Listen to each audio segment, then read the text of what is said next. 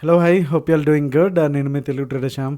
So ఈరోజు market వచ్చేసి gap డౌన్తో ఓపెన్ అయ్యి చిన్న గ్యాప్ డౌన్తో 99 పాయింట్స్ ఆల్మోస్ట్ 100 పాయింట్స్ అయితే గెయిన్లో అయితే క్లోజ్ అయింది. And bank Nifty and fin Nifty almost flat and Sensex వచ్చి మంచిగానే పాజిటివ్లో క్లోజ్ అయింది.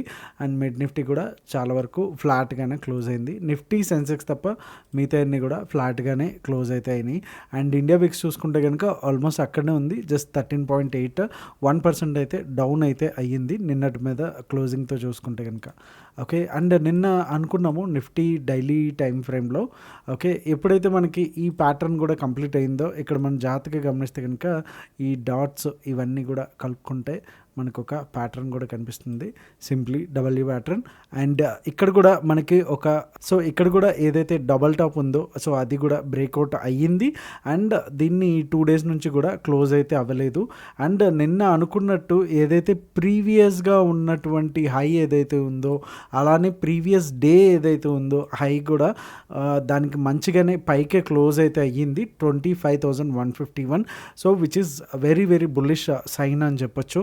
సో అంటిల్ అన్లెస్ ఈ లెవెల్ కనుక బ్రేక్ అవ్వలేదు అనుకుంటే కనుక డెఫినెట్గా మనం అప్ సైడ్ అయితే కమింగ్ డేస్లో చూడడానికి అయితే ఛాన్సెస్ అయితే ఉంటాయి. సో నిఫ్టీ ఓవరాల్గా చాలా స్ట్రాంగ్ ఉందని చెప్పొచ్చు. సో అందుకే మీరు గమనిస్తే కనుక ఎర్లీ మార్నింగ్ కూడా నేను ఒకసారి 15 minutes టైం ఫ్రేమ్లో చూసుకుంటే మీకు నేను ఒక మెసేజ్ కూడా చేశాను. ఓకే, సో 29th ఈరోజు. సో ఒక రెడ్ క్యాండిల్ పడిన తర్వాత అరౌండ్ 10 o'clock 11 o'clock అనుకుంటా నిఫ్టీని అయితే షార్ట్ చేయొద్దు అనేసి ఒక రెడ్ క్యాండిల్ చూడంగానే షార్ట్ చేయొద్దు అని క్లియర్గా పెట్టాను. సో అప్పటి నుంచి కూడా ఎవ్రీ డిప్ కూడా మంచిగా బై చేసుకుంటూనే పోయారు.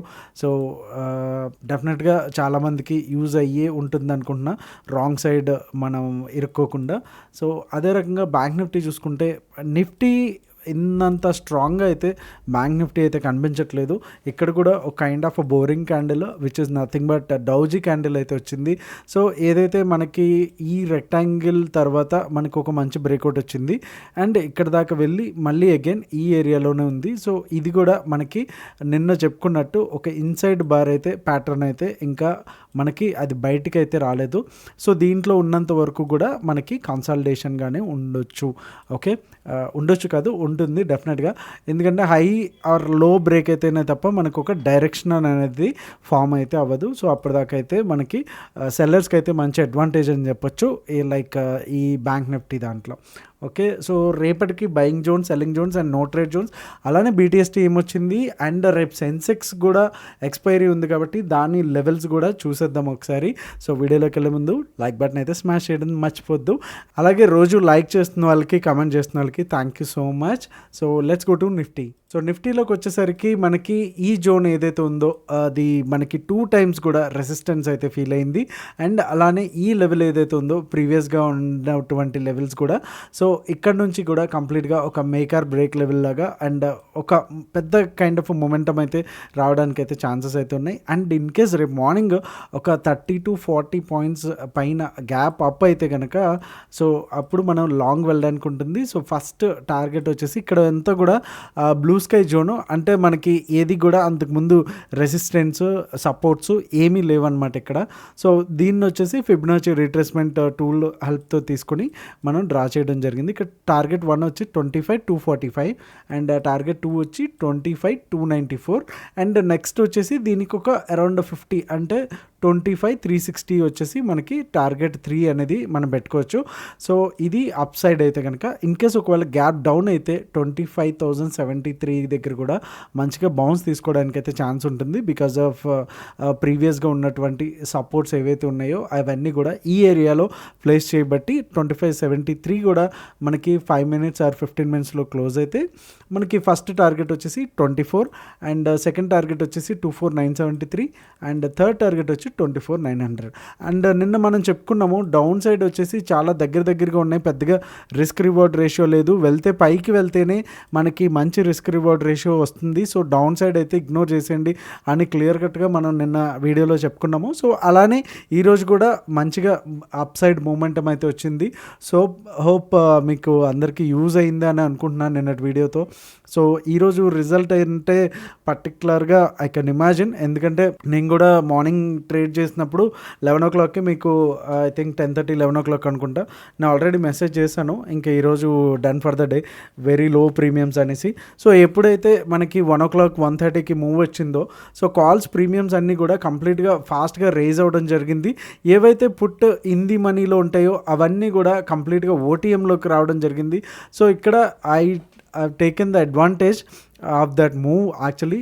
సో ఏదైతే వాలటిలిటీ ఉందో దాన్ని అడ్వాంటేజ్ తీసుకొని కంప్లీట్గా అంతకుముందు అరౌండ్ 10 బిలో అనుకుంటా ఎంటీఎం ఉండే, సో దాన్ని అరౌండ్ 65 to 70 వరకు అయితే చేయడం అయితే జరిగింది. సో బ్యాంక్ నిఫ్టీ చూసుకుంటే కనుక మనకి ఇది లైక్ చాలా మంచి రెసిస్టెన్స్ మీరు ఇక్కడ చూడొచ్చు. ఈ స్టిక్స్ అన్నీ కూడా ఆల్మోస్ట్ ఇక్కడ చాలా రెస్పెక్ట్ఫుల్గా ఇచ్చాయి. అలాగే ఇది చాలా లెవెల్స్ వచ్చేసి ఈ లెవెల్ చాలా వరకు మనకి మంచి సపోర్ట్ అని కూడా మనం చెప్పుకోవచ్చు ఈ ప్రీవియస్ లెవెల్స్ బట్టి. So morning in case gap up అయితే కనుక 251 దగ్గర మనకి ఒక మంచి క్యాండిల్ కనుక సెటిల్ అవుతే 5 minutes or 15 minutesలో టార్గెట్ ఫస్ట్ వచ్చేసి 302, 51, 302 అండ్ సెకండ్ టార్గెట్ వచ్చేసి 51, 388 అండ్ థర్డ్ టార్గెట్ వచ్చి 51,499. అలాగే గ్యాప్ డౌన్ అయితే ఇక్కడ మనకి బౌన్స్ తీసుకోవడానికి ఛాన్స్ ఉంటుంది. సో అందుకని ఇది కంప్లీట్గా నో ట్రేడ్ జోను. అండ్ ఇక్కడ 51,073 దగ్గర ఉంటే మనకి ఫస్ట్ టార్గెట్ వచ్చేసి 50,997, అలానే సెకండ్ టార్గెట్ వచ్చి 50,937 అండ్ థర్డ్ టార్గెట్ వచ్చి 50,861. ఒకసారి ఓఏ డేటా చూసేద్దాం. ఓఏ డేటా చూసే ముందు సెన్సెక్స్ లెవెల్స్ కూడా ఒకసారి చూద్దాం.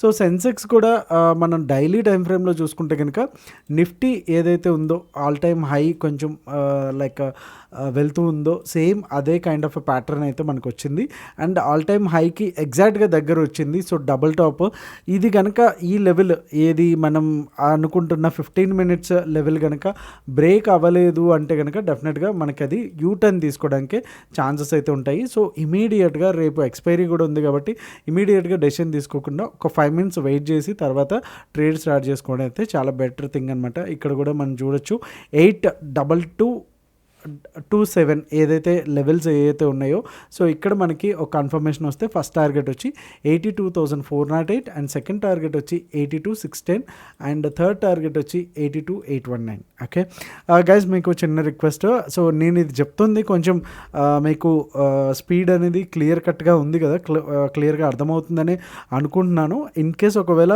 నేను ఏమైనా స్పీడ్ అవుతున్నాను అనుకుంటే కనుక డెఫినెట్గా ఒకసారి మీ ఒపీనియన్ కామెంట్ రూపంలో తెలియజేయండి. So I'll make it slow. Okay, so అలానే డౌన్ సైడ్ వచ్చేసరికి 81,998 అండ్ ఫస్ట్ టార్గెట్ వచ్చి 81,813 అండ్ సెకండ్ టార్గెట్ వచ్చి 81,610 అండ్ అలానే థర్డ్ టార్గెట్ వచ్చి 81,407. సో ఇక్కడ కూడా అంతే. సో మోస్ట్లీ మార్నింగ్ టైంలో కనుక ఫస్ట్ 15 minutesలో హాఫ్ అన్ అవర్లో కనుక ఈ 82,000 లెవెల్ని కనుక క్లియర్ చేయకపోతే కనుక మళ్ళీ కిందకి రావడానికి ఛాన్సెస్ అయితే ఉంటాయి. అండ్ 10 o'clock లోపల ఇది కూడా అంటే 81,998 అఫ్కోర్స్ 82,000. సో ఇది కూడా బ్రేక్ అవ్వలేదు అంటే కనుక రేపు కన్సల్టేషన్లోనే క్లోజ్ అవడానికి ఛాన్స్ ఉంది. సో ఇవాళ రిలయన్స్ ఏజిఎం ఒకటి జరిగింది కాబట్టి అది కంప్లీట్గా రేపు మార్నింగ్కి అయితే మనకి రిజల్ట్ అయితే వస్తుంది. సో రిలయన్స్ వ్యూని బట్టి కూడా కంప్లీట్గా మనకి ఇండెక్స్ అనేది మేనేజ్ చేయడం జరుగుతుంది, అఫ్కోర్స్ రియాక్ట్ అవ్వడం జరుగుతుంది. ఓకే, సో వీక్లీ టైం ఫ్రేమ్లోకి వచ్చేసరికి లైక్ మనకి ఓఏ డేటా చూసుకుంటే 20,310 ఉంది, 15,87తో పుట్స్ వచ్చి కొంచెం డౌన్లో ఉన్నారు అండ్ కాల్స్ వచ్చి హైలో ఉన్నారు. సో అప్ సైడ్ వచ్చేసి పెద్దగా పొటెన్షియల్ లేదు అని అయితే మనకు అర్థమవుతుంది వీక్లీని బట్టి.